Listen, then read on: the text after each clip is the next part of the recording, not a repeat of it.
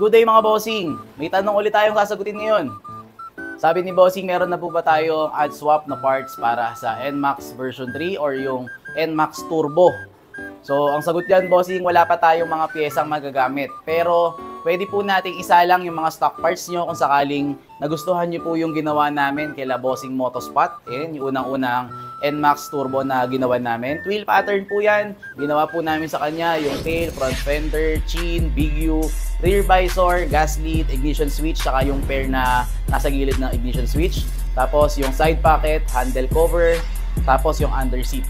Makikita nyo po yan dun sa mga pinost namin or sa pinost din ni Idol Motospot. So sakaling gusto nyo rin ng ganun bossing, baka may time kayo.